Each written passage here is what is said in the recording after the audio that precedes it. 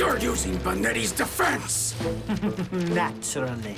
But it won't work forever! For you see, I am not left-handed! Welcome, my friends, to Power Rangers SPD.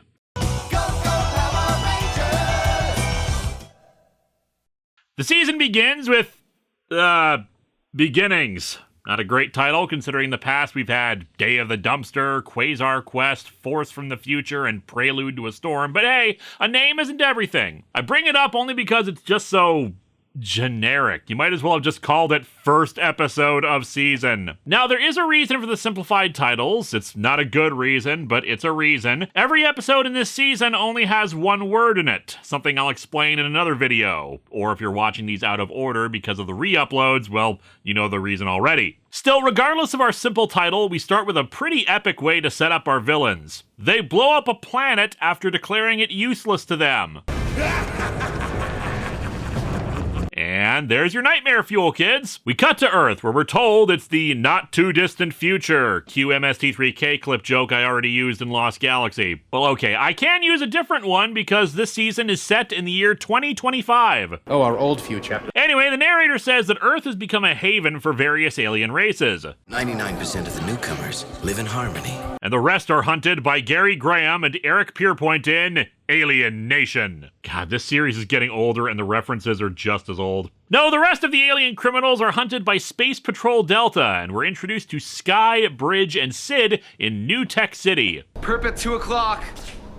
That's 9 o'clock, Sid. We trust these people with guns. The police of the future have some spiffy abilities and martial arts training, but it turns out the three we see here are cadets being taught by this woman, Cat Manx, who is an alien cat girl. Kind of on the nose with the name then, isn't it? I mean, are we gonna get a dog character named Dog?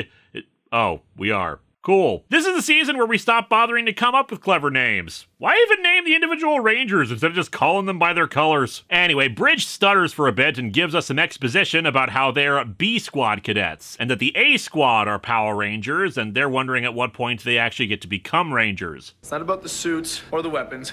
It's about helping people and upholding the tradition of being a Power Ranger. We have a rich tradition of ancient ninja electric guitars, damn it! I elbow the person to my right and salute. The monster, who is actually a guy in a hologram suit, says the three are their best cadets, despite one not knowing what a clock looks like, and is named Boom. We cut to SPD headquarters and are introduced to the current head of the Space Police, Anubis Doggy Kruger. Hi, doggy. Gotta say, I like the SPD headquarters. Appearance-wise, it looks a lot like the Bridge of Terraventure, though what I don't understand is why they couldn't spring for better lighting. Billions in weapons technology, but how dare we be able to move around without tripping on something? Point is, it actually feels like a command center more than Tommy's Lab or Ninja Ops did. Anyway, Doggy is informed of the destruction of the planet in the beginning and ominously says that he is coming. With the Rangers, we get some physical comedy with Boom, who's also testing out Cat's new arm cast laser, which promptly blows something up. Sky brings the other two to see the commander, and it's here where we meet the A Squad Rangers, which utilize the helmets from Power Rangers in Space,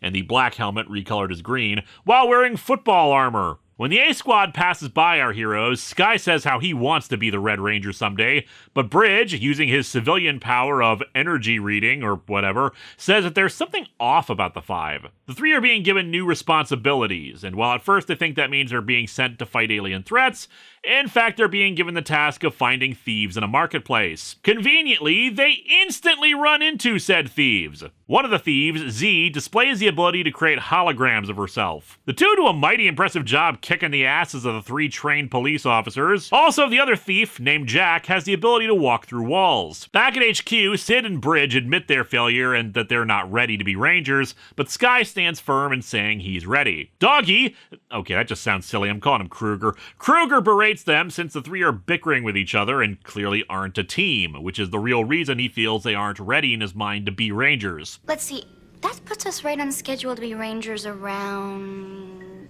never. When Sky brings up that the two had special abilities, Kruger says he knows and leads them away. We cut to the thieves, who are handing out the stolen food and items to a group of homeless humans and aliens. Jack gives up his own jacket to a hunchbacked alien lady who came in too late for food, though clearly the jacket's not gonna fit her. Although they are aliens, maybe she's planning on eating it. Z says that she's tired of playing Robin Hood and that life sucks being poor, but Jack wants to keep trying.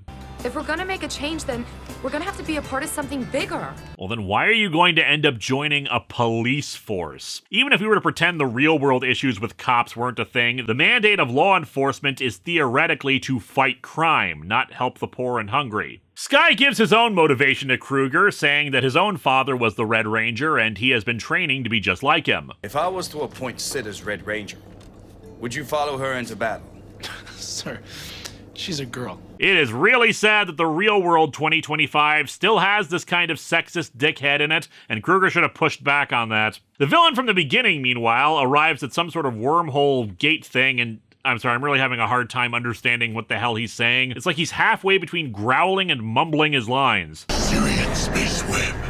Anubis Doggy Kruger is still alive. The gist is he sends a minion to Earth to retrieve something from a contact he has. Meanwhile, Z and Jack are loading up clothes onto a truck and an alien comes up to them and hands them a large device, saying not to let them have it and that the future of the universe depends on it. We then see the alien get chased away and he's destroyed off screen. Kruger leads the 3 Beat Squad members away and says that despite the 3 not being ready, they're being elevated to active status due to an oncoming threat. SPD morphers. They are also judgment scanners. They will assess the guilt or innocence of those you take into custody. In the future, you aren't judged in a trial by your peers, but rather if a smartphone thinks you did something bad. Kat demonstrates this on Boom, who had taken the last piece of cake from the break room or something. She also says it does not make mistakes, which as someone who works with technology, I find dubious at best and dystopian at worst. And they turn people into trading cards. Neat. Maximilian Pegasus would love this thing. I'm guilty, but it was just a piece of cake! It's also very worrying that they can use it on someone for something that isn't actually a crime. The 3 are dispatched again to find the thieves, who in turn toss the device they were given into a garbage can. The B Squad confront them once more, but before they can be reduced to the containment devices in the morpher, a monster, later referred to as a bluehead, appears and dispatches the foot soldiers of the season, called Crybots. Z and Jack make their escape while the Crybots fight the 3, though later Jack wants to go back. They were really outnumbered back there. They were trying to arrest us. Besides, it's not our fight. The 3 decide it's time to morph. Ready! SPD, emergency! I'm sure it's just there for the rhyme, but I do kind of like the idea that morphing is an emergency tactic. It's not something they're supposed to be employing all the time. Z and Jack return, pulling off an impressive stunt by grabbing a crane cable and riding it over to kick the monster. They dispatch the Crybots and the Bluehead runs off. Skye still wants to arrest the 2, but Kruger suddenly arrives and orders him to stand down. The 2 are placed in a cell at headquarters and Kruger explains the idea of SPD to them, that they train people to become Power Rangers and that the world is changing. He sees potential in the 2 and wants them to enlist. You can serve your time in prison, or you can become part of something bigger. Z agrees to join up and Skye objects. She's a criminal.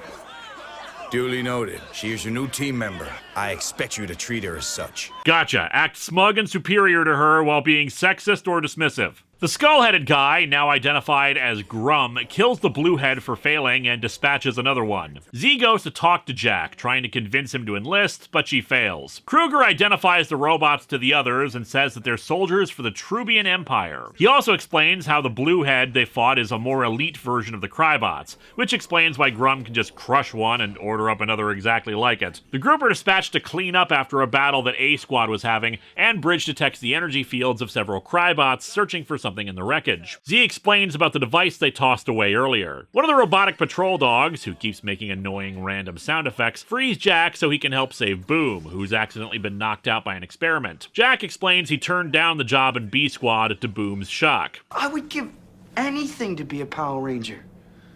Me? I flunked out of the academy. He says that even though he's not a ranger, they all contribute to making a difference. Our heroes recover the device and Skye wants to bring it back to Kruger, but the others want to investigate on their own, Z even quoting regulations that they're allowed to take their own initiative. Not that the scene doesn't display some good writing, but on the other hand, wouldn't going back and using the HQ's resources make more sense than just stumbling around? Z consults one of her street contacts, Piggy, who tells them that it's a proton accelerator. The Bluehead arrives and the 4 morph and take him on. Piggy takes the accelerator during the fight. No one apparently put Jack back in his cell since he wanders around while the Rangers call for backup. However, there's nobody that can be spared, and Jack overhears, realizing Z is in trouble. After some Crybots are brought in to distract the Rangers, Jack arrives and morphs into the Red Ranger. Jack defeats it, and then a mysterious figure flips a switch that changes the entire appearance of the thing and makes it grow. Okay, it's a giant robot that it's piloting, but you don't necessarily know that at first. They call in for the Zords, but Kruger tells them to stand down since A-Squad is being dispatched to deal with it. The monster is destroyed, and we see that Piggy has delivered the proton accelerator to Grum, who flies his ship into the wormhole. Kruger says that the accelerator allows the Trubians to travel unimpeded through the galaxy, and that while our heroes may become great rangers someday, they're not quite at their best yet. Beginnings, despite the lame title, is an excellent start to the season. This is a very different start to a Power Ranger season, with a lot of elements that I really enjoyed. The Rangers are shown to be competent fighters, and the bickering felt very natural. The Rangers themselves have very strong characterization, and they set up a lot of story threads that can be looked at later, like Sky's resentment over Jack being chosen as the Red Ranger, which also raises the question of why he was chosen to be the leader. Do they only have 5 color options? However, the downside is that there isn't much in the way of resolution for some parts. We don't really see the team come together and having to overcome their teamwork issues, or truly accept 2 thieves as full members of the squad. Sure, that's meant to be developed over time, but it feels odd that there isn't even some begrudging respect or anything. Hell, I don't even think Grum's name is said in the episode. There's also a greater feeling of scope in this one. These people are the literal B Squad, the backup guys, the ones who aren't the best of the best. They're good, no doubt, but they clean up after the A Squad, and it's the A Squad that destroys the giant monster. There's a larger world out there, and they're not the only ones fighting the war against evil. I'm not sure how I feel about the SPD costumes. The first time I saw the helmets, I thought the Rangers were evil because they reminded me of the Psycho Rangers' design. They've grown on me, but I just don't see why the visors have to be so huge and angular, giving a sharper, more aggressive feel to them than other helmets. The uniforms are very efficient in design, going for just the color and a black number to identify which part of the team they're on. It's just different is all. Not bad, just not what I would immediately think of for a Power Rangers uniform. Still, the efficient design works for a government organization, and the colors are balanced well. The theme song is awesome. It's energetic, it's a rock tune, it's got great melodies, and it's the kind of Power Rangers music you want to have when your heroes are doing something glorious. And yes, it is a Ron Wasserman piece.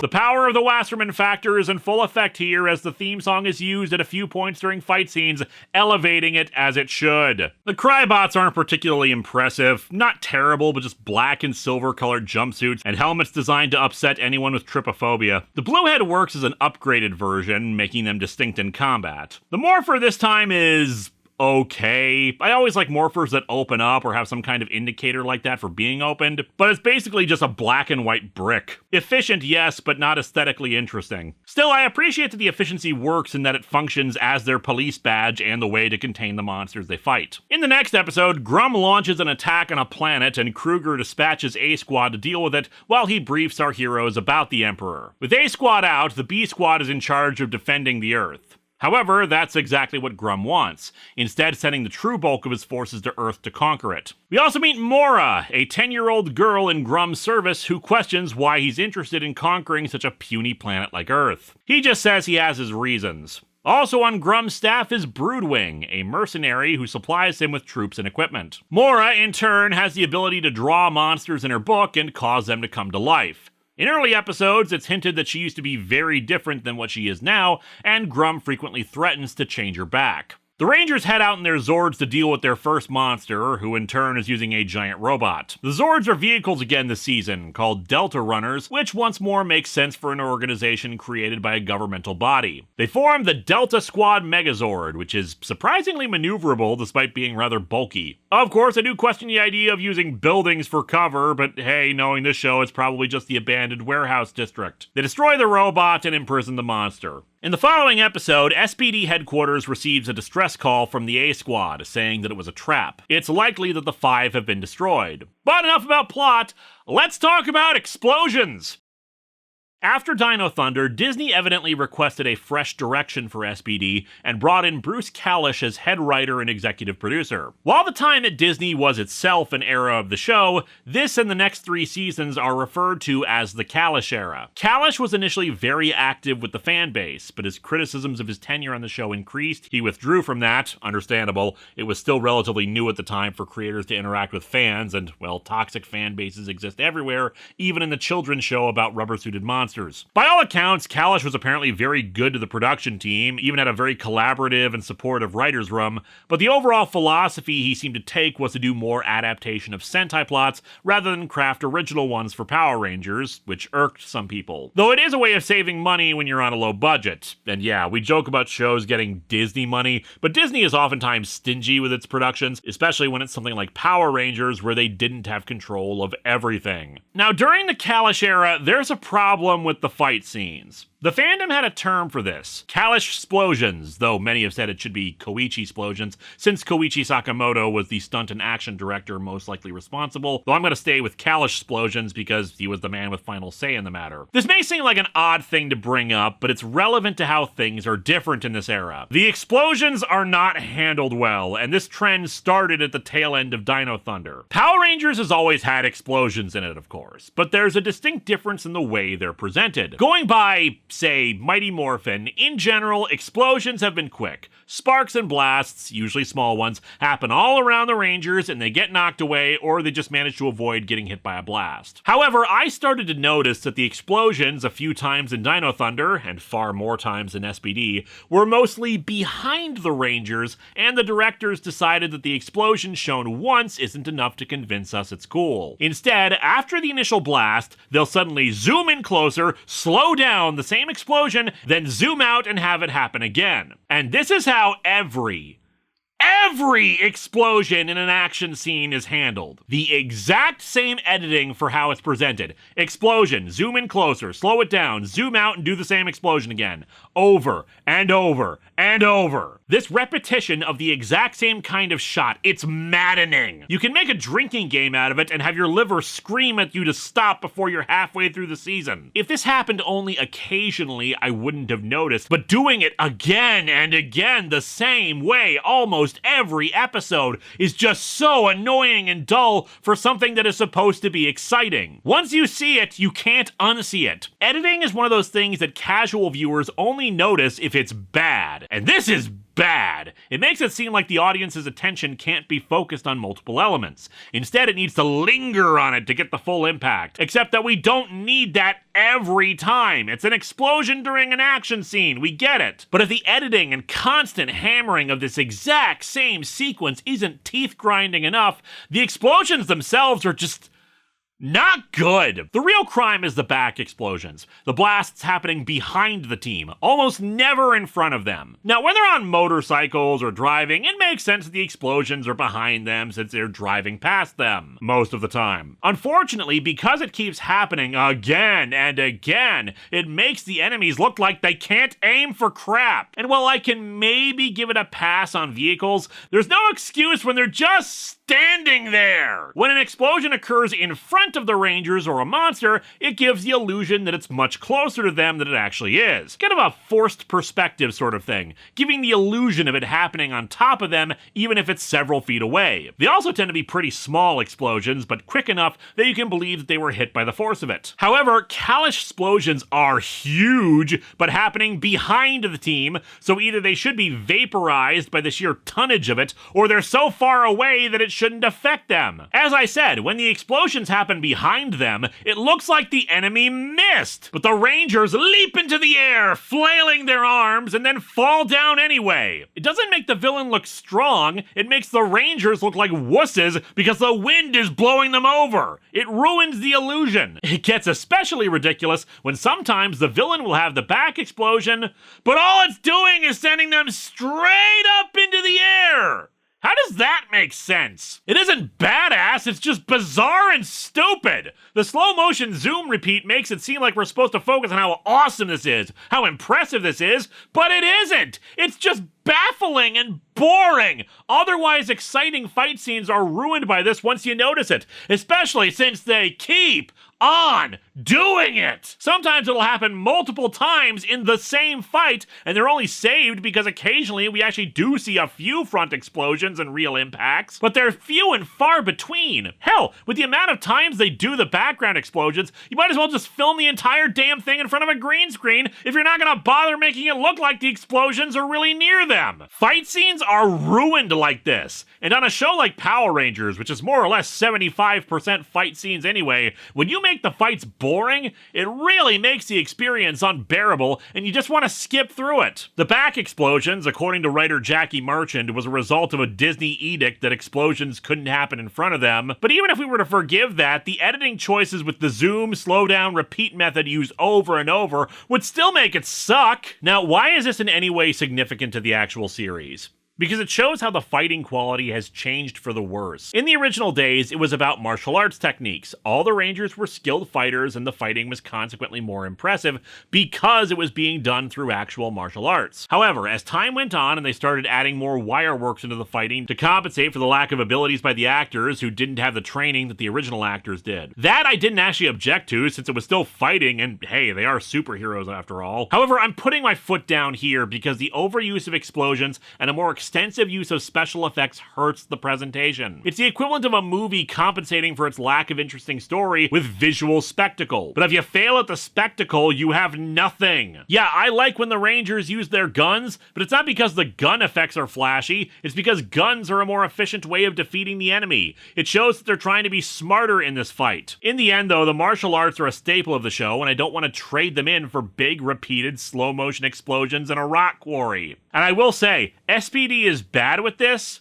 but other seasons are much worse. It's just SPD was where I really noticed it. Anyway, away from that topic, another thing to note is that we get a picture of Sky's father, who is in the red Time Force uniform. This has led many to believe that Wes is Sky's father, which would actually gel a bit with the show supposedly taking place in 2025. However, production-wise, it makes more sense that they just had the costume and decided to use it for this, much like how they reused the helmets of the Space Rangers. Sky's last name also isn't Collins, but that can mean anything. Like I said in the Time Force video, maybe Wes hooked up with someone in college and they got pregnant and she gave Sky her own last name. In the episode Abridged, the A Squad is officially listed as MIA, and Jack volunteers the squad to try to go looking for them, but Kruger refuses since they're needed on Earth. In the two-parter Sam, Bridge wonders if there's a larger plan at work, since the five of them just happen to all end up at SPD and all happen to have superpowers.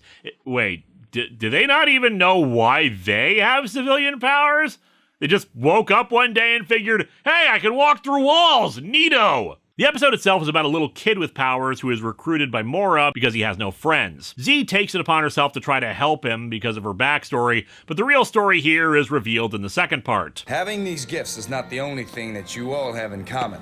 Your parents all served at SPD before you were born. Their parents were also the scientists who helped develop the morphers for SPD. This actually creates both a great continuity nod and a continuity flaw. See, as a fan wank theory, one could say that, especially with Sky's father wearing the red Time Force uniform, and because the SPD powers were developed in 2001, that SPD was actually a subsidiary of Biolabs, or at least affiliated with them. After all, Biolabs was attempting to duplicate the Quantum Morphers' powers, and I could see them continuing the research even after Rancic was defeated. Now, the problem this creates is a matter of timescale. See, in SPD, aliens are commonplace and are not considered anything that different to the people of Earth, which means they've been around for a while. Until this point, no actual year has been spoken on screen for when SPD takes place, but in a later episode, it's revealed to be 2025. Let's give the benefit of the doubt here and say that aliens have been around for, let's say 10 years their time. Up until now, each Power Ranger season tends to take place in the same year that it's airing. Most people assume that several years have passed between In Space and Lost Galaxy, but the timescale of all the series coming after it means that can't be true,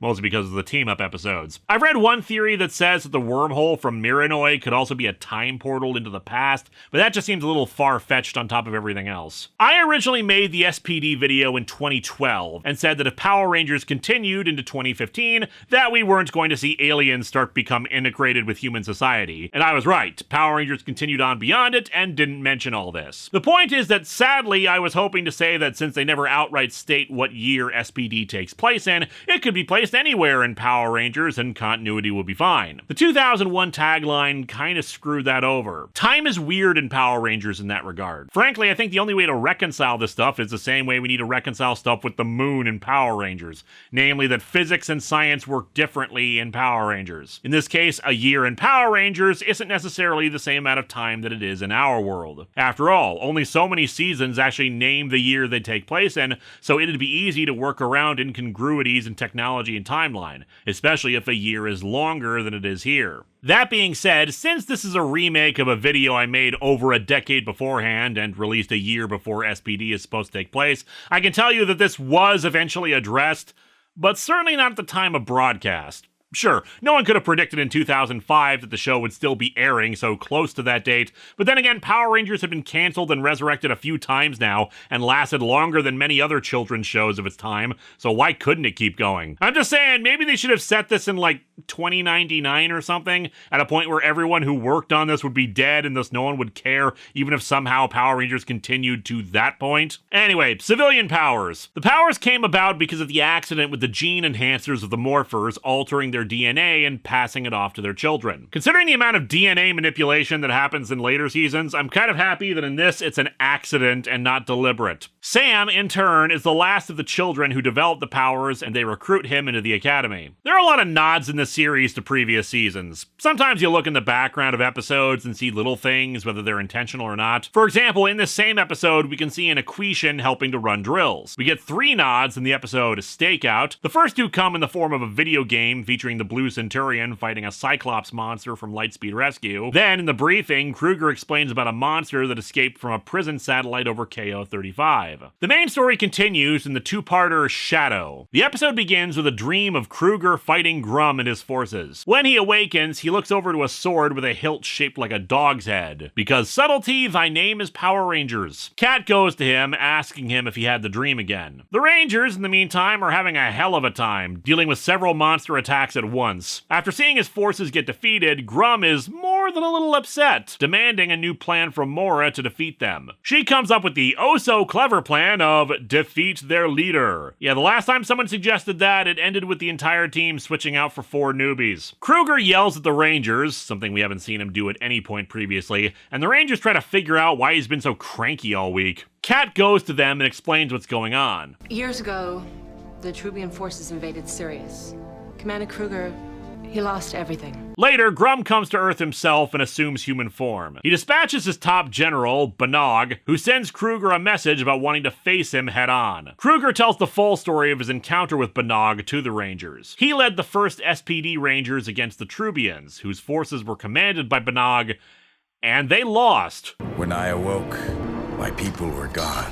I was the last of my squad, last of my kind. He vowed to never pick up his sword again after his failure. Grum walks around Earth, his presence killing flowers near him. Makes sense, his normal form is a bunch of rotting bones, the smell must be horrifying. He wonders why he should ever bother with such an unimportant, meaningless planet, implying that someone else is directing him to do this, but begins his plan anyway. A giant robot drills up under the city and the Rangers are dispatched to fight it. Kat thinks Kruger should be out there with them and says that he left out the most important part of his story. Kruger tells her it's not his place, but Kat gives him a gift. Kruger refuses it and orders her to get out. Kruger recalls our heroes as the robot starts putting giant spikes in the ground. The Rangers insist they could deal with them, but Kruger says they don't know what they're dealing with and will wait until they know more. Boom runs in and says that Kat isn't in the base. She soon attacked in the open by Trubian forces and taken prisoner by Banog. The Rangers all stand together and tell Kruger he's out of line after he yells at Boom to do Kat's job. Kruger tells the rest of the story, that his wife was also taken by Banog and he never saw her again. After the Rangers discover that Grum is on Earth, Boom explains that the things he's unleashing are proton spikes, which are harmless by themselves, but can't be pulled from the ground without deactivating them first, otherwise they're destructive. In turn, if a mega neutron spike is put in the the center of them, it would create global earthquakes that would annihilate the planet. The group gets another message from Banog telling them that Kat has been taken and Kruger needs to go to designated coordinates or they'll kill her. Kruger sends the Rangers to stop the spikes while he takes up his sword again to save Kat. While the Rangers fight a giant robot, Kruger arrives at a rock quarry. I've come to avenge the spirit of my people, the honor of my fallen comrades, my wife. A huge force of Crybots surround Kruger, and the general says that he'll only fight Kruger if he can defeat 100 Crybots first. And in order to do so, Kruger used the gift Kat left for him. SPD emergency! Okay, immensely cool looking, especially since his number is 100. A nice match as a reminder for his first outing as the Shadow Ranger. But I do have to wonder, what the hell happened to his snout? Is it just pushed up against the helmet? With this, the truest sword in the galaxy, I will right all wrongs. In a neat touch, as he charges at the Crybots, a counter appears in the lower right, counting off how many Crybots he has left to defeat. Within 2 minutes, they're all annihilated. Of course, with all things, the inverse ninja law applies, and Banog is a tougher opponent than 100 minions. Banog mocks Kruger for his previous failure, and tries to end it with a final laser shot. Kruger charges at Banog, and he deflects the blast over to Kat, freeing her. The Rangers manage to destroy the giant robot, saving the city while Kruger defeats General Banog. However, when Kruger charges him with the kidnapping of his wife, the judgment device registers him as innocent. He's still guilty of all the other stuff, though, and he's imprisoned in the card. Back on his ship, Grum considers his failure in a nicely unhinged manner. It will not happen again. No. That won't be necessary. I can do this. No more mistakes. Shadow is a very good two-parter, but it really is too fast-paced for its own sake. What probably would have helped is some setup beforehand. We've gotten some of Kruger's backstory in an earlier episode, or a few moments previously where he looked at his sword and just considered it. Then again, by this point, foreshadowing never seems to be something done very often in Power Rangers. I fear nothing except one. However, one good thing was that Kruger by this point had been established as a character in his own right. Wise, accepting, and very balanced. As such, seeing his behavior in this episode comes off as a genuine change for him, and we understand why. The story itself is structured very well and definitely one of the best of the season. In the next two-parter, Wired, we get to see the other cool aspects of an organization of Rangers. The B Squad is training the 5 members of D Squad, yet another group that could potentially become Rangers later on. There is a hierarchical structure as they tell one cadet that if she continues her impressive work, she'll make C Squad in no time. This does beg the question of why the B Squad Rangers haven't already been promoted to A Squad status considering the main A Squad is missing. In the same episode, they unveil the Delta-based defense system. The system allows the Delta base new weaponry and modes. The building literally becomes a tank, mobile and powerful in its own right. Phase 2 of the system reconfigures the building into the Delta Command Megazord, with a full cockpit for all 6 Rangers. Gotta admit, I hate when the Megazord separates the Rangers, so whenever we get to see them together, it's fantastic. At the end of Wired Part 2, as punishment for yet another failure, Grum makes good on his threats to Mora, and transforms her back into an adult named Morgana. Bridge manages to expand his civilian powers to make him partially telepathic. We also learn that a glowing orb is following the Rangers around for a few episodes. Grum distracts the Rangers to steal a material called iridium, which will allow him to merge various metals together to increase their strength. In the following episode, Dismissed, Kruger calls out Grum, wanting to have a direct confrontation with him. We also learn that it was Kruger who cut off Grum's other antler. Grum arrives on a motorcycle. Wow, you're the head of an evil empire and you travel around on a motorcycle like you were friggin' Ghost Rider. Well, by the way, this epic battle is basically the Shadow Rangers all on ATVs and Grum on a motorcycle shooting lasers at each other and having Kalash explosions behind them. Or to the sides of them sometimes, which really doesn't make any sense. And then Grum just retreats and it doesn't feel like anything was accomplished. Because nothing has. Well, consider yourself conquered. I gotta go. By the episode of Perspective, the Rangers finally see the glowing orb as it saves them from some Crybots. However, the episode itself is an interesting take on a clip show. Instead of showing clips from previous episodes, it shows the same fight scene from each of their points of view, emphasizing how awesome the individual Ranger is to themselves. While it doesn't really take the concept to its full potential, it gets dull seeing basically the same thing 6 times in a row, the episode better serves as an example of the team well, being a team. When the show began, Kruger mentioned how the three Rangers were at odds with each other, and while we've seen them be friends with one another, they still get into fights. By this episode, we see that while on an interpersonal level, they've still got ego problems, during actual combat, they work as a team and execute their mission very well. At least at this point. Next up is the two-part Messenger. Boom, in his spare time, constructs a radio with the intention of finding old radio broadcasts beamed into space years ago. But instead, he picks up a distress call from the future, the year 2040, and specifically the date July 11th. The voice on the radio states that it's the 15th anniversary of the Trubian Empire's takeover of Earth. The message also states they've sent out Omega, but they haven't heard back from him. While Jack is skeptical about the message's authenticity, Kruger wants them to be on alert, since indeed the date is July 11th. Aboard Grum's ship, Morgana is training to fight the Rangers, telling the Emperor that she also called in some assistance from a powerful warrior named Shorty. Morgana finds Z first and attacks, the two engaging in a very impressive civilian fight for a bit, while the other Rangers fight Shorty. Z morphs and does her best, but Morgana kicks her ass something fierce. She then leaves, laughing at Z and promising to finish her off later. Z rejoins the other Rangers, who have also been forced to demorph by the monster. Morgana assumes control of a giant robot and plants some kind of device in the city. The Rangers head out in the Megazord and fight her, but Shorty finishes working on the device. Fortunately, the Shadow Ranger arrives and stops them from activating it. However, after some more fighting, they still activate it,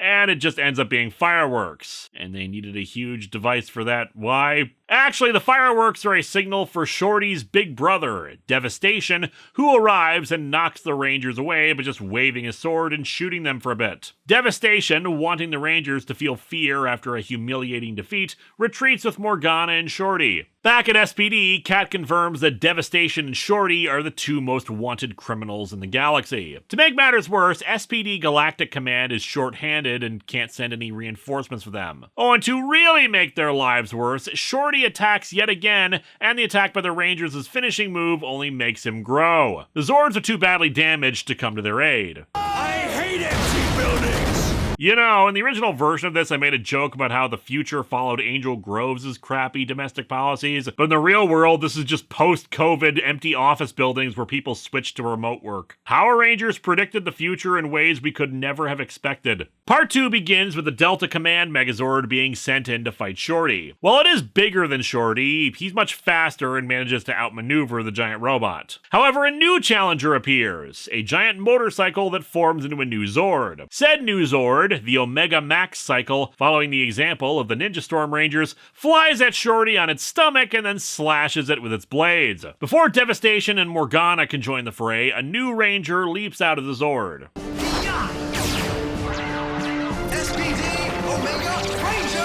He has the ability to slow down time, which he demonstrates by stopping laser pellets headed for him, which doesn't make a lick of sense since they still have the same amount of inertia and force. It's just they appear to be going slower, but then again, this is Power Rangers, the show where Kruger's massive nose will be scrunched up inside a flat helmet. The Omega Ranger forces the two villains to withdraw, and the other Rangers talk to him. He reveals himself to be the glowing ball of light and flies off. At headquarters, they can't find any record of him in their database, but he arrives and reveals that he came through a time portal from a previous episode. Long story explained in the episode Samurai. Bridge scans him and detects only a huge energy reading, no human life signs. Oh, I'm human. Passing through the time portal has crystallized my being into light energy. Oh, yeah, of course. I should have thought of that before. Traveling through a time portal turns you into a glowing ball. Duh. He explains that he traveled back in time to stop the invasion and very smugly says his advanced tech will stop Morgana and Devastation and that they'd only get in his way. They let him go off on his unicycle, seriously, and he engages the two along with their Crybots. While he fights, I will say that I find his costume perplexing. All the other SPD uniforms have a stylized number on them, even the Shadow Ranger, but what the heck is the Omega Ranger supposed to be? It looks like a Roman numeral for 6, but considering he's the 7th, it just seems weird. Though I suppose since Shadow Ranger is labeled 100 and not 6, it probably doesn't count or something. However, why the Roman numeral and not just a regular number? I will also state that I find the decision to make him a ball of light, well, stupid. I really don't get the logic behind it. Was there some acting compensation thing that made it cheaper if they didn't have a civilian mode? It's nice for saving money, I guess, but it kind of makes it difficult to have him as an actual character hanging out with the others. Anyway, the Rangers decide to help him out as he gets his ass kicked, and they defeat Devastation, Morgana managing to get away. At the end of the episode, he reveals that he's the future version of Sam, the other kid who had powers. In the next episode, we see that the Omega Max and other Megazords can combine to form the Delta Max Megazord, which has the finishing move of, running up to the enemy really fast and punching it. Meanwhile, after the defeat of yet another of his robots, this one not even paid for, Broodwing plots to betray Grum for the waste of his resources. In the next episode, a two-parter called Reflections, Cat and Boom have started working on a battleizer, though haven't quite perfected it yet. It does provide some more developments on the Jack and Sky relationship, though. The battleizer was designed specifically to work with the Red Ranger's morpher, and of course Sky is feeling down about being passed over. He says he's gotten over it, but he tells Jack about his desire to be like his father. So your father was an incredible guy. He was my hero. Sky. Heroes come in all colors. This episode is also cool for another reason. Sky is sent to interrogate a criminal mastermind on a prison planet who can escape through any reflective surface. There's just one thing I love about it. In addition to covering up all the reflective surfaces of Sky's uniform, the producers apparently had the foresight to also cover up his eyes. It's just so rare to see that kind of forward thinking, and I really have to give it kudos. However, the larger story at work with it is that the mastermind is also the criminal responsible for killing Sky's father. Though this does mean that if Sky's father is Wes, then he's dead. That's kind of a bummer. We see Jack's battleizer, and it looks not bad, actually, with just shoulder pads, a belt, boots, and a thong. Yeah, that part is completely unnecessary, but otherwise it's just light armor enhancements, and it looks good. It's also got a secondary mode with a large chest plate and jetpack. Looks a little like the goofier old battleizers, but still not too bad, all things considered. Anyway, the criminal plays on Sky's emotions and manages to get him to shed a tear, and the reflective surface of it allows him to escape. The plot itself is pretty small in the grand scheme of things, but like I said, it's a strong character development episode. Sky wants to be demoted for his failure, but Kruger leaves it in Jack's hands. You told me your father fought to the end, and now you want to quit because you messed up once? In the episode's conclusion, Jack even gives Sky the Red Ranger morpher so that he can bring the criminal in. We'll talk about this more when we get to the character analysis. You may have noticed that I'm talking about a lot more individual episodes this season than I have with the previous ones. That's because it honestly feels more like a serialized show, where the events of individual episodes have a greater impact on the characters. There is still filler, of course, but they're a lot fewer in number. Hell, even in filler episodes, it feels like subplots develop. For example, Piggy is brought before Grum and told he has to make his choice, support SPD or the Emperor. Piggy chooses him and starts working to undermine SPD, though instead, Broodwing recruits Piggy for his own purposes. Poor guy's just getting thrown from one group to another. In the following two-parter, SWAT, the Rangers' petty bickering starts interfering on the battlefield, made worse by the theft of their new SWAT armor technology. The Rangers are sent to another planet to be trained by Sergeant Silverback to better work together, whose training technique is to shoot them and then unleash hordes of Crybots on them. Well, that's tough love for ya. Actually, I rather like the Sergeant. During the episode, they keep making snarky remarks and snide comments in front of Kruger, and while Kruger can be tough sometimes, he's not exactly the guy who raises his voice to his officers most of the time. When Jack makes a snide comment, Silverback makes him start doing push-ups right away. He's exactly the kind of hard-ass necessary to whip them into shape. We were preparing to battle that monster. You do not prepare to go to battle. You are already prepared. Prepare to assist in damage control. I am prepared, O'Neill. See how melodramatic that sounds?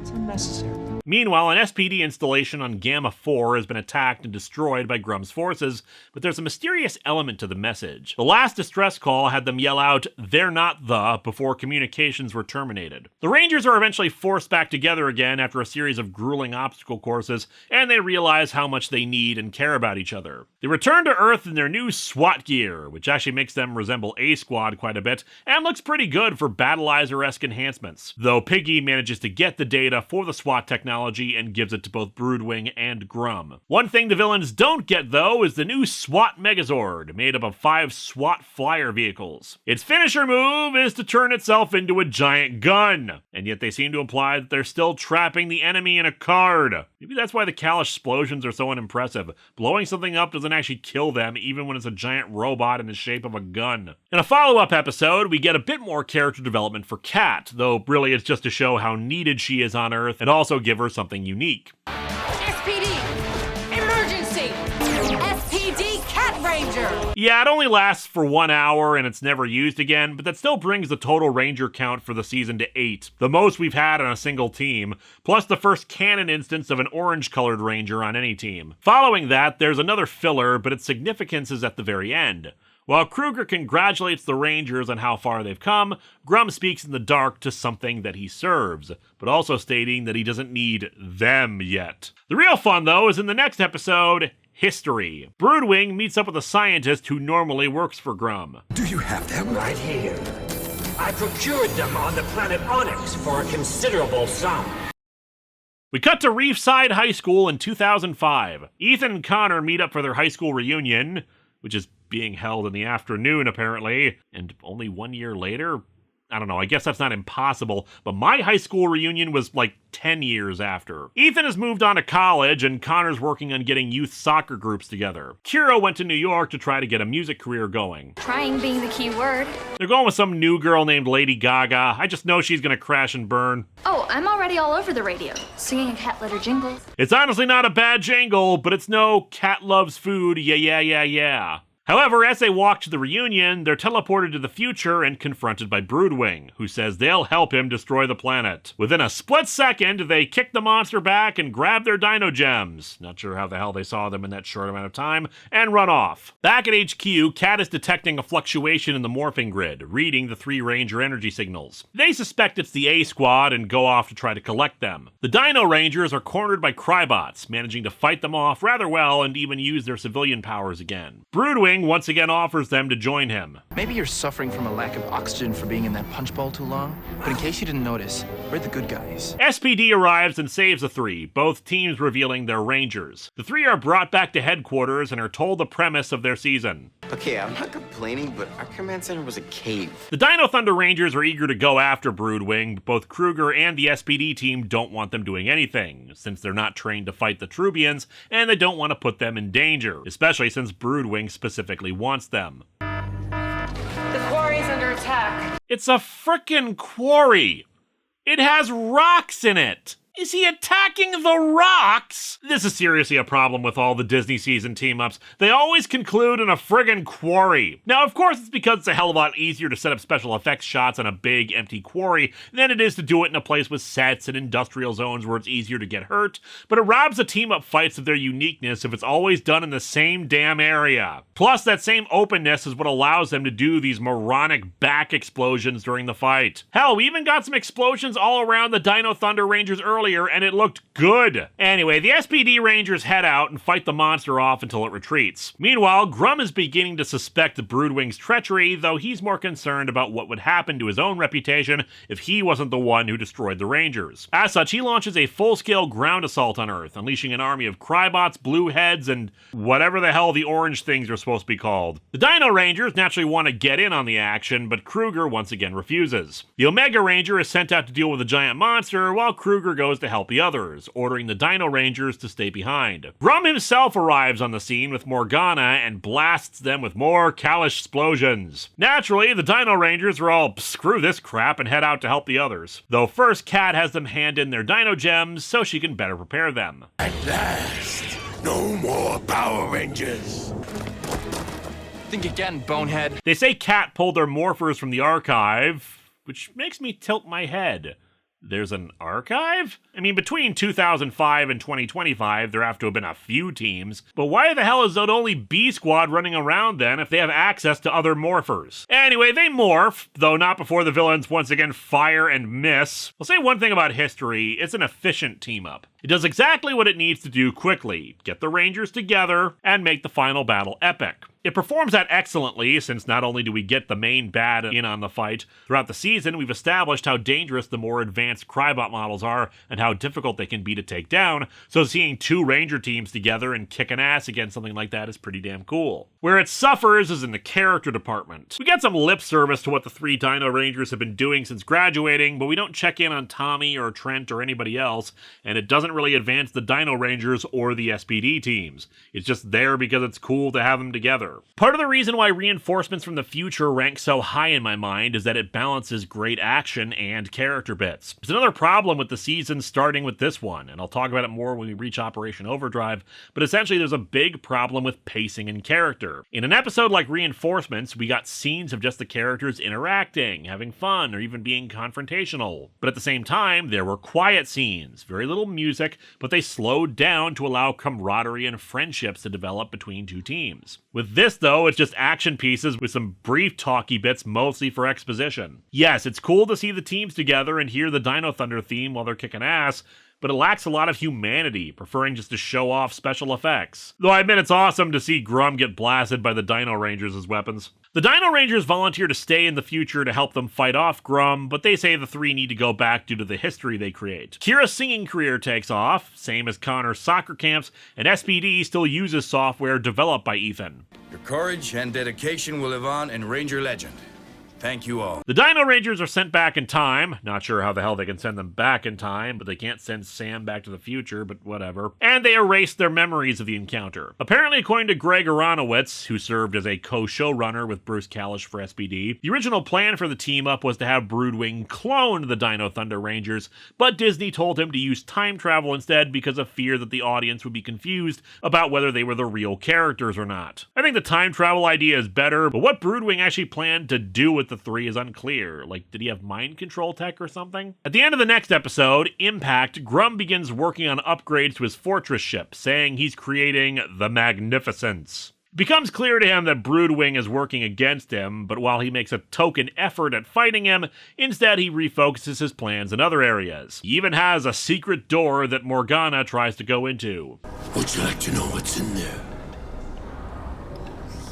Yes. None of your business! He does send Morgana to Earth to retrieve jars and jars of something called Hemotech. Kat says it's an experimental life fuel, whatever the hell that means, promising to give her whatever she wants if she succeeds. In the meantime, Kruger's old rival, during a fight, reveals that his wife is still alive. After Morgana retrieves the plasma, Grum grants her wish and restores her to being Mora. However, Mora's curiosity gets the better of her and she enters the forbidden door, horrified by what she sees. As she flees, she drops her doll outside the room. The next episode, Insomnia, is a clip show, but it has a good framing device for it. The Rangers overhear Kruger talking to Kat about how he hopes the A-Squad is alive, but also that he sometimes wonders whether they'd have beaten Grum by now if he hadn't sent them off. As a result, the Rangers, all suffering from insomnia, meet up and consider how they've developed. Grum discovers what Mora has done and throws her back into the room with the Magnificence. A pullback only reveals a bunch of purple energy. Back with the Insomniac Rangers, they also wonder why Grum hasn't just nuked Earth from orbit, since he's done so before in other conquests, and speculate that he needs something on Earth, and they begin putting together the pieces. Many of the items he's stolen throughout the season, including diamonds, gold, iridium, radioactive pieces of a meteor that they had destroyed in Impact,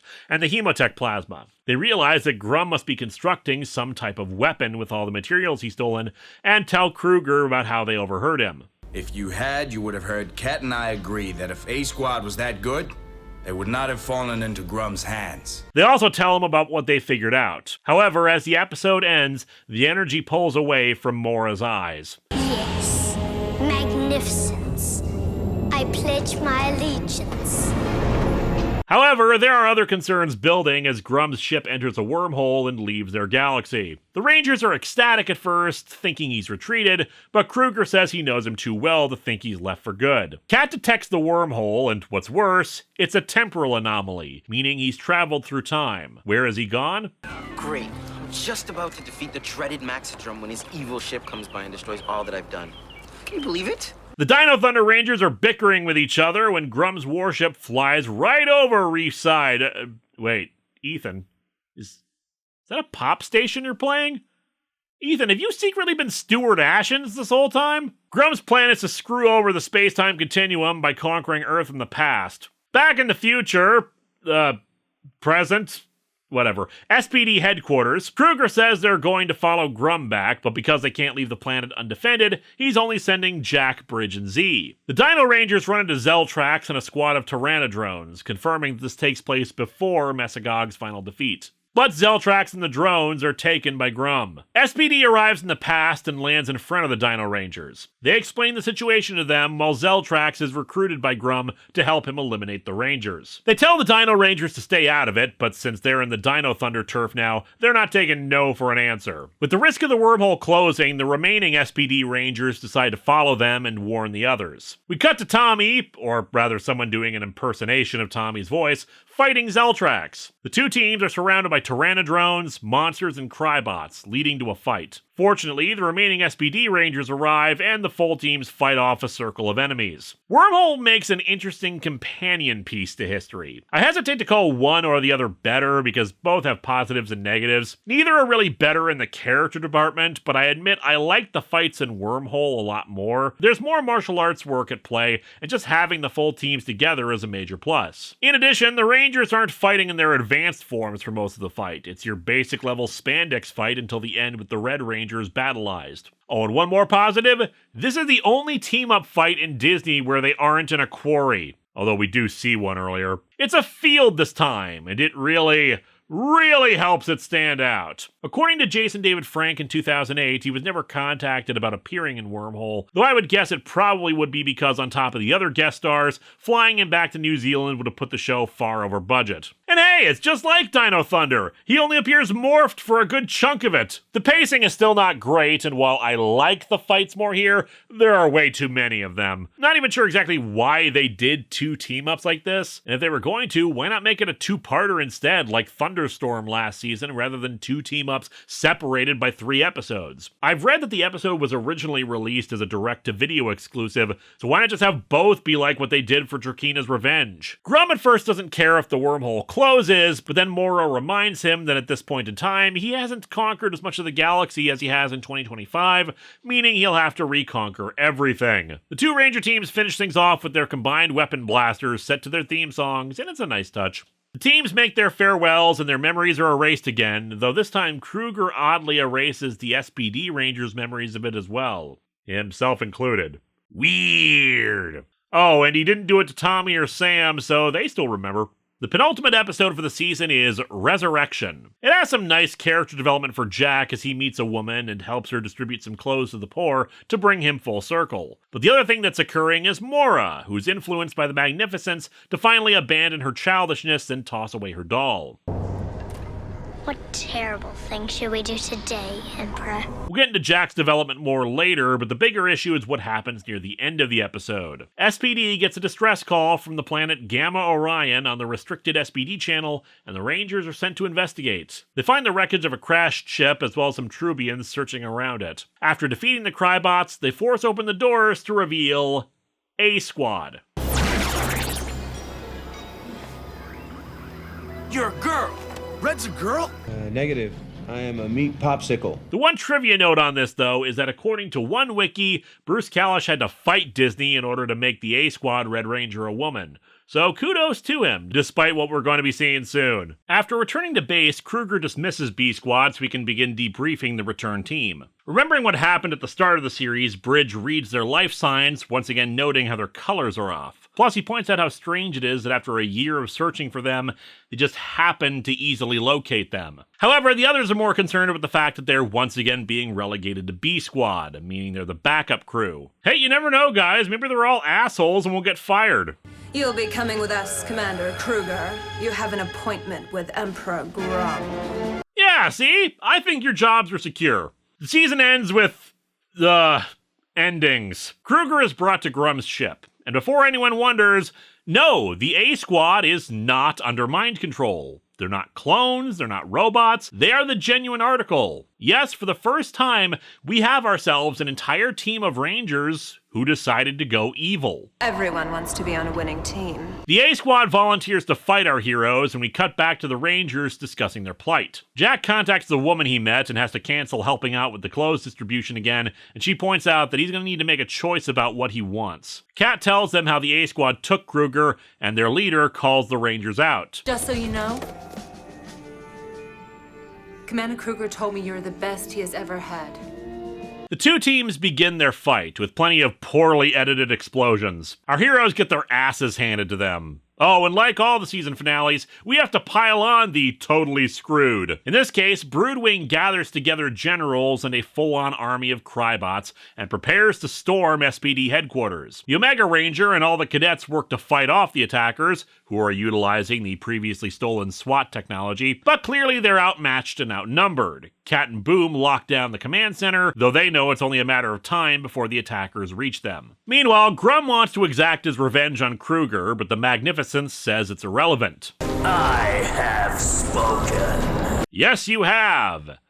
And your voice is kind of disappointing. The A Squad gathers the Rangers together and removes their helmets, taunting them for good measure. You're second best. Second rate and second choice. If I may take a moment to discuss themes, it was a brilliant move by the writers to make the A Squad evil. Throughout the course of the season, we've seen the Rangers develop as friends and in their skills and training. Yes, they're good, damn good, but this is the ultimate challenge. Defeating an evil dictator, yeah, every season does that. But this team is the A Squad. They're the best. And I don't mean that in a cliched sense.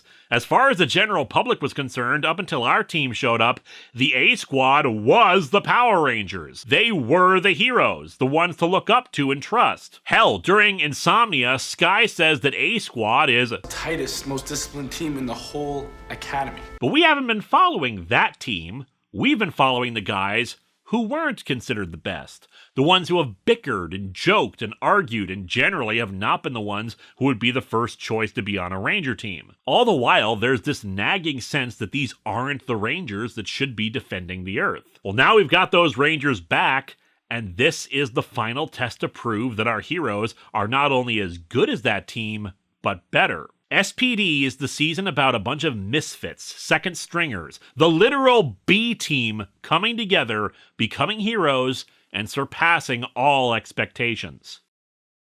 Our heroes go to SWAT mode and get their second wind, blasting the Turncoat Rangers. As always, following the Carter Grayson school of Ranger tactics, guns are the true answer to evil. The A Squad launches their Megazord. Oh yeah, that totally looks like the SPD tech and not just another giant robot, I'm sure. Thanks, Sentai footage. Cat manages to launch their Zords before the command center is broken into. Broodwing, taking control of the base, launches the Delta Command Megazord, going off to destroy the city while the Rangers are occupied by the A Squad. The A Squad, in turn, annihilates the Delta Megazord. Grum taunts Kruger some more, finally bringing in his wife, too. The Rangers think all is lost, but Bridge thinks that Kat would have transferred the SWAT flyers to the secret underground Zord Bay to protect them. They launch the SWAT Megazord and re-engage, destroying the A Squad's Megazord and confining them to playing cards. The Omega Ranger takes command of the SWAT Megazord while they go inside the base, blasting their way through the Trubians. Cat and Boom manage to escape confinement and cut power to the Delta Command Megazord, regaining control. The Rangers go after Broodwing and the fight is taken outside, the 6 Rangers defeating his generals and then finally confining Broodwing himself. Piggy leads the Rangers into a trap, Grum taking the Rangers prisoner and onto his ship. And by the way, that was all part 1. There's kind of a lot happening in this episode. Part 2 begins with Jack trying to break out using his civilian powers, but they've been neutralized by the force field. Kruger has worked out that Jack probably plans on leaving SPD, though Jack denies it. Kruger, however, says that he knows where his heart truly lies. Piggy, meanwhile, is regretting his betrayal of the Rangers and asks for a sign that he's done the right thing. Instead, he gets a lightning strike to his food truck, destroying it. Even God is mad at you, dude. Back at HQ, Kat has taken charge and is telling everyone left that they're the only ones who can defend the Earth. If any of you want to leave, please do so now. I'm staying because they would stay for me. So Grum, bring it on. As if in answer, Grum's forces begin their assault. Grum has some Crybots sent to execute the Rangers in his custody, but of course they're not going out without a fight. Rangers, it has been my honor to serve with you. Piggy, however, has snuck on board, disguised himself as a Crybot, and shoots down the guards, freeing our heroes. He apologizes for betraying them, and they make their way out. Piggy retrieves their morphers, and the squad is sent back to Earth while Kruger stays behind to get his wife. He confronts Mora in a hallway, who starts sending out monsters to fight him, but he just slashes through them one after another. She runs out of pages in her book, and Kruger contains her in a playing card. So, is she going to be tried as a minor? Oh, I kid, of course. I don't think trials exist anymore. The Trubians begin their next assault, and the entire Academy fights as best as they can. One by one, the forces are taken down as the Magnificence begins to take shape in orbit. Kruger reaches Grum's bridge, and the two begin their final battle. Oh yeah, and it seems the Magnificence is actually the name of the thing he's piloting, and the real name for the big brain with tentacles and whatnot is Omni, but frankly I think the Magnificence is a cooler name for it. During the fight, Grum hangs Kruger's wife over the edge, threatening to drop her if he comes closer. Back in the battle, the Omega Ranger is seriously getting his ass kicked, when suddenly a time portal opens up in front of him. Force from the future! So, not counting A-Squad, we're up to 9 Rangers, and no, I don't care if she's only in this one episode. Yeah, she's apparently a friend of Sam's from the future. Why they decided to include her for this is anyone's guess. The Magnificence lands on Earth. Destruction to all that try and stop me! Kruger, just to show how badass he is, runs up, stabs Grum, goes over the edge, grabs his wife and flings her back up, grabs Grum, and Grum drops over the edge. Meanwhile, the SPD Rangers arrive to fight the Magnificence, and just to bring in more to this final battle, the head of all SPD, Commander Birdie, and Sergeant Silverback arrive with reinforcements from the galactic headquarters of SPD. Since Kruger is still inside of the Magnificence, he starts working to sabotage it. They locate a weak spot and open it up for the Rangers, allowing them to shoot it and annihilate the Magnificence. After all that build-up for this thing in Omni, it is down like that. Wow, they held the tension for a full second. As the team starts celebrating, however,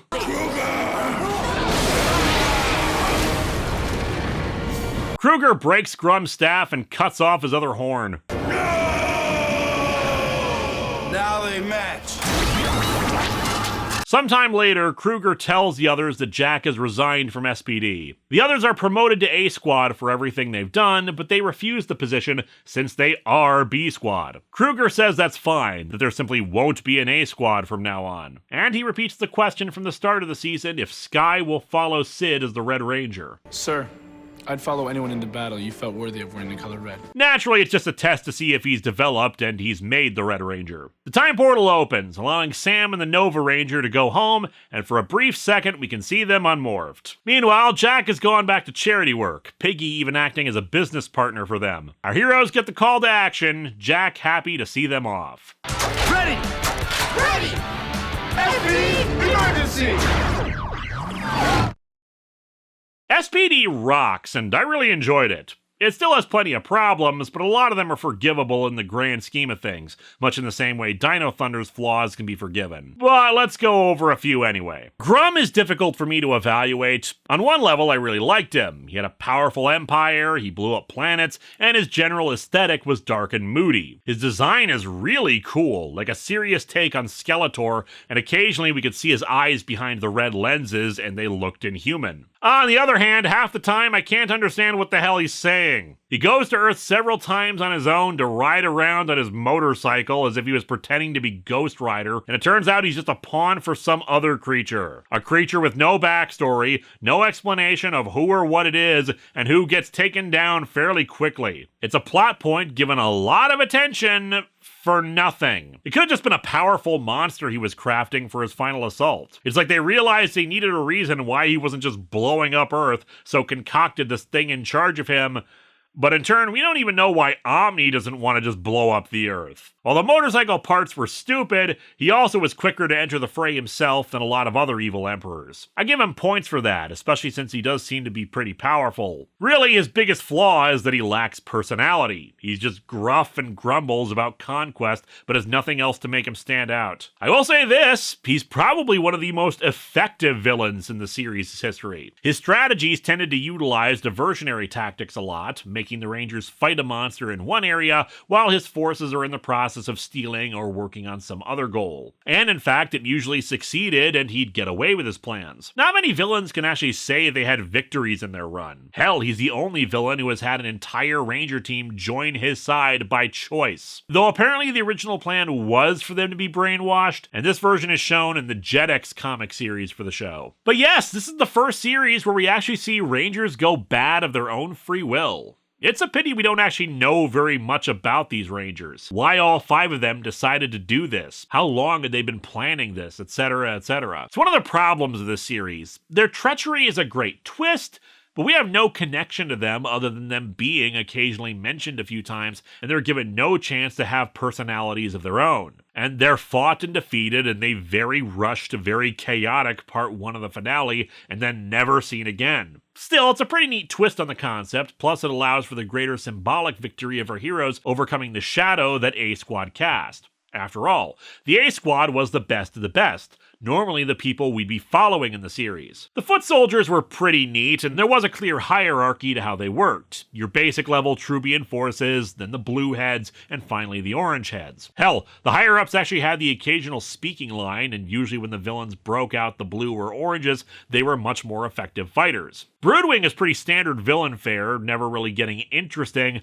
but just cool in that we see a villain motivated by profit and not necessarily just conquest. The only reason he turned on Grum was because Grum stopped paying him for all the equipment and troops he supplied. Mora and Morgana, unfortunately, were wasted potential. We really don't know much about her past or why she prefers being a little girl. I would have loved to see where she came from and what brought her into Grum's service. The civilian powers this season don't bug me as much this time. I think the reason is because the powers are, well, original. Your basic superpowers are stuff like super strength, flight, super speed, etc. However, this season the powers feel more unique and not as widely utilized for superheroes. A defensive shield, hologram duplicates, walking through walls, energy readings, and absorption of materials to turn their skin into that material. And were these powers reflective of their personalities?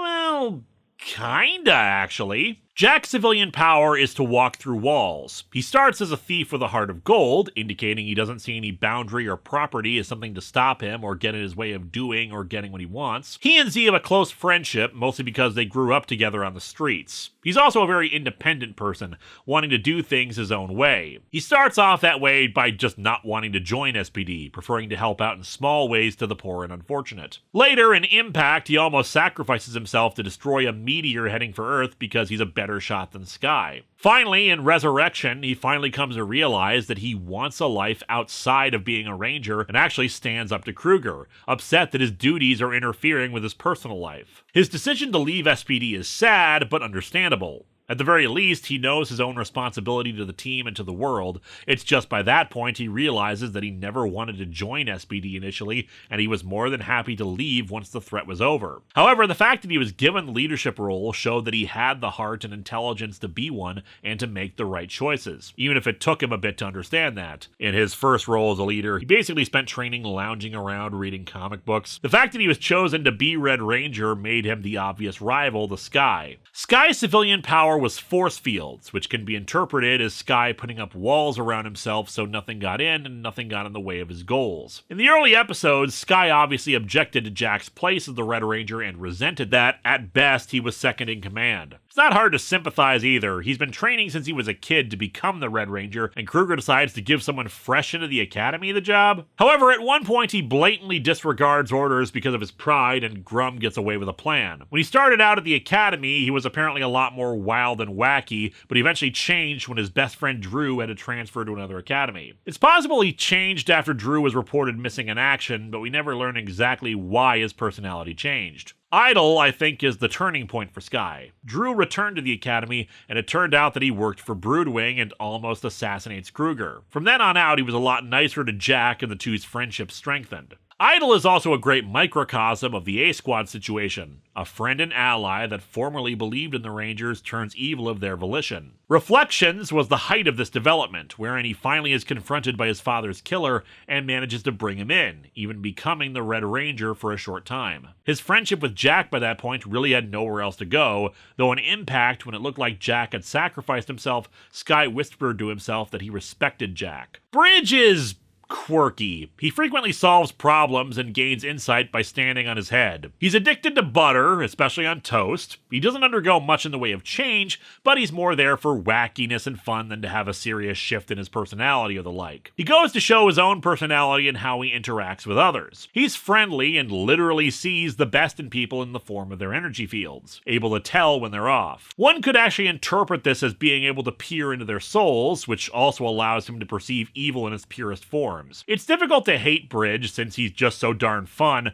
but never goes into the realm of annoying. What also helps is that he's as technically minded as Boom, meaning he's something of a genius, but he doesn't lord it over people. Again, he's just the life of the party and the guy everyone wants to be friends with. Sid is quote-unquote girly and a bit of a spoiled rich kid. Her civilian power is absorbing materials with her fist and using it as a weapon, and could be seen as a sign of greed or selfishness in that regard. Unfortunately, there's not much in the way of development for her either. She had to learn to work with Rick, the robot dog SPD had, but frankly I was on her side in that his original was a malfunctioning piece of crap that needed the upgrades that it got. During her birthday, she's forced to abandon a lavish party to work with Jack on a stakeout, and the two become stronger as a result. Jack doesn't see the importance of a birthday, never having celebrated one, and not knowing when he was born anyway, while Sid had to realize that her talking about how extravagant her birthday was going to be hurt for Jack, who grew up without a lot of money. I can't see how much she really overcomes her deficiencies, but during Insomnia, she admits that she's full of herself and it holds them back, so she's not blind to her faults, which helps. Z's civilian power is creating holograms of herself, which is indicative of her origins growing up. She was extremely lonely since other kids picked on her and all she could do was make holograms of herself, so even when she created other people to be with, it was still just herself. One day, she ran away from school and ran into a monster. The monster attacked, but someone in a robe and a gun chased off the monster, but she lost a necklace with a Z on it. This turned out to be Kruger, who returned it to her. Like with Sid, she doesn't have much in the way of character development. Her arc is pretty much completed by the Sam two-parter, where she has to help Sam deal with the same things she was dealing with at that age. Otherwise, her loneliness was already eased when she met up with Jack and the two became close friends. However, there isn't much room for their development together because of the Jack and Skye rivalry that dominated the season. However, I liked it in the first episode. She longed to do good, but on a larger scale, which led her to SPD. She's a noble-hearted individual, and that still counts for a lot. Sam has no character development. He is a ball of light. Moving on. Kruger, despite being one of the main Rangers, does not have much in the way of development either. While he is haunted by the loss of his wife and 2 Ranger teams, it doesn't really affect his decisions outside of the Shadow two-parter. It's fine really, since Kruger is also supposed to be the mentor figure and he serves it well, wise, patient, but able to step in and get the Rangers in line when they need to. He knows when to be firm and when to let the Rangers use their own discretion. The only time he lost his cool when he didn't need to was, well, during Shadow, when he was distracted by his own past. Still, the guy gets his wife back and ultimately is the one who defeats the Magnificents and Grum, so he's kind of a badass. Good dog. Cat and Boom don't have much in the way of development, but they're just strong secondary characters. Boom in particular is very sympathetic since he wants to be a ranger, is brave and intelligent, but he lacks the physique and combat skills. In the episode devoted to him, we saw that he truly desired to be the Orange Ranger and to help fight alongside the others. It's a pity he never really got to more for the like in the series, but hey, he was still awesome and was probably closest to Bridge, as the two collaborated on a lot of projects together. Kat was mostly around to serve as Kruger's confidant, possibly even a surrogate wife. She's 137 years old, which is more than a little surprising, considering she's, feline, but hey, aliens are aliens. While Boom was a technical genius as well, Kat was the one who kept things on track and stable, especially seeing as she also helped develop the SPD morphers. The weakest of the supporting characters, though, was Piggy. While the others lacked development, there was still something there that made you want to see them alongside the team. Piggy, on the other hand, was just a selfish, disgusting creature whose loyalty got bounced around. The show continually tried to convince us that his character had merit, but there was nothing to it. He was always self-serving and just terrified of others hurting him. The only times he showed any actual insight were in Wired, when he showed the Rangers how other people could be afraid of the cops, which is kind of undercut when both he and the regular customers are out-and-out evil criminals. And in the finale, when his betrayal was treated with more gravitas than it should have. The guy was a crook from the start and could have simply moved to a different city with his food shack and gotten out of sight, out of mind of the Rangers, but he never did so. Hell, he was only useful to Grum and Broodwing because of his connections, and if he had any good sense, he would have laid low and stayed away from the action. Instead, we're supposed to sympathize with him in the end, but there's nothing to sympathize with because we've never been given a reason before as to why we should care about him. Overall, SPD was a great series, bolstered by strong characters, an epic storyline, and just an enjoyable experience that paid homage to the Power Rangers universe with costumes, aliens, and locations without letting it get out of hand as a constant reference fest. Its weaknesses were mostly in the technical department, partially due to Disney's interference. For example, lasers were used in place of martial arts due to Disney wanting less overall violence and fighting in the show, or just bad pacing in spots. Still, the series was a strong beginning to the Kalish era. Next time, we'll see if that quality can be maintained as the seasons begin to get shorter in Power Rangers Mystic Force.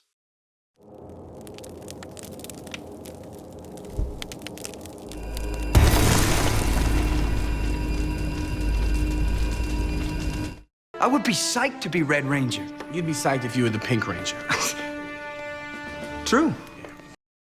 Hello my friends, please take a moment to like this video, subscribe to the channel, and click the bell for notifications on new video releases. If you'd like to support future videos, you can check out my Patreon, buy merch from the store envy link in the description, or check out the t-shirts available from Teespring. Thanks for watching.